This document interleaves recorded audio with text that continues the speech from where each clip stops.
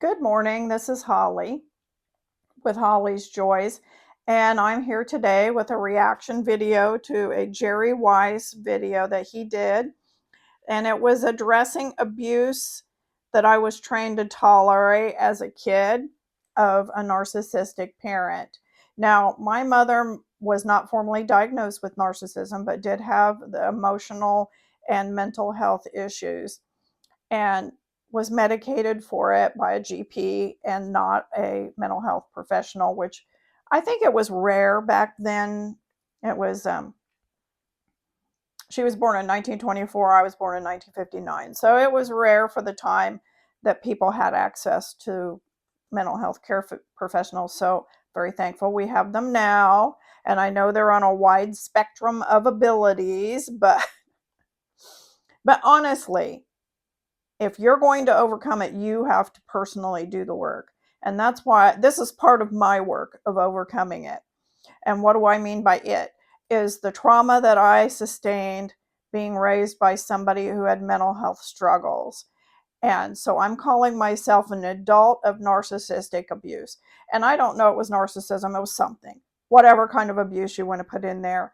And I do attribute that the mental health struggles were probably the biggest contributor, and it was passed on.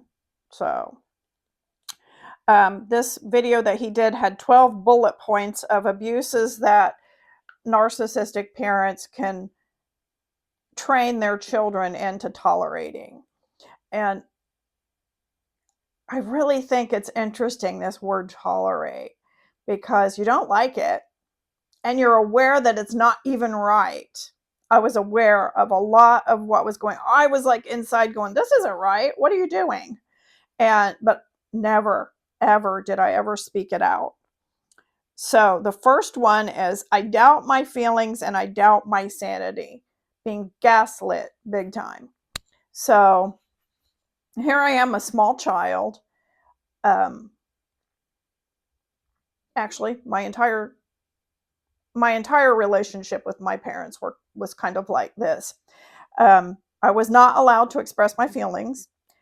If I did express my feelings, I was belittled, made fun of, or actually assaulted. And they called it discipline. And I do think there's a difference. Discipline is with love, assault is with just go away, I don't want to hear you. And I think the fact that the generation that I grew up in, that was pretty common, honestly. Doesn't make it right, but it was pretty common. And I think we've grown some in that area of understanding, and I'm thankful for that. But I think we do have a ton of room to improve. And by my speaking out, I'm hoping to add to the improvement side. But you can see what this does to a person. I'm an adult child of narcissistic abuse, and I have struggled with these residuals my whole life. So I doubt my feelings. So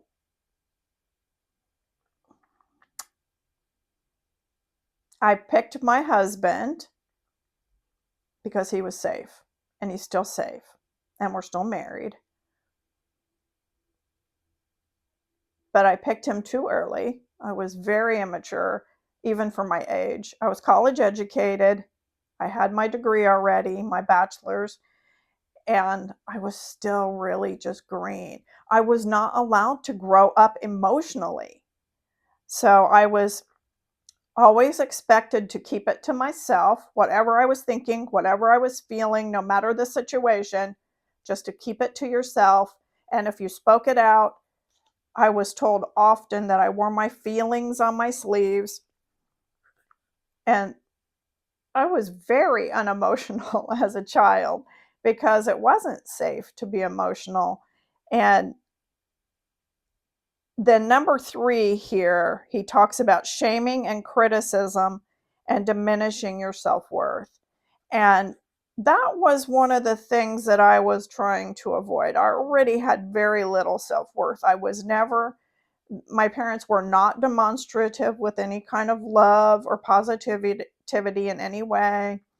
We were to be very work task oriented people, and we were. And the interesting thing about that is that's socially reinforced as well.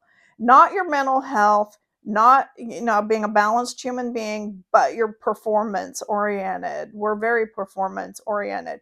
And I'm not saying that we should lay around on the couch all day and not do anything. What I'm saying is we should have a balance in all things, and to make sure that we're doing performance and things that we love to do that bring us positivity, and then we can be a contributing emotional human being in our society. We're probably the most productive we've ever been in history of the world, and we're messed up, like emotionally and interacting with each other. We just really don't know how to do it.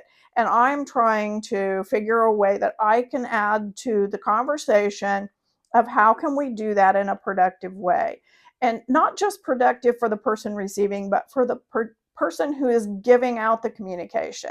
For us to be able to do it in a way that brings joy and happiness and inclusion and diversity and all the gravy things of living.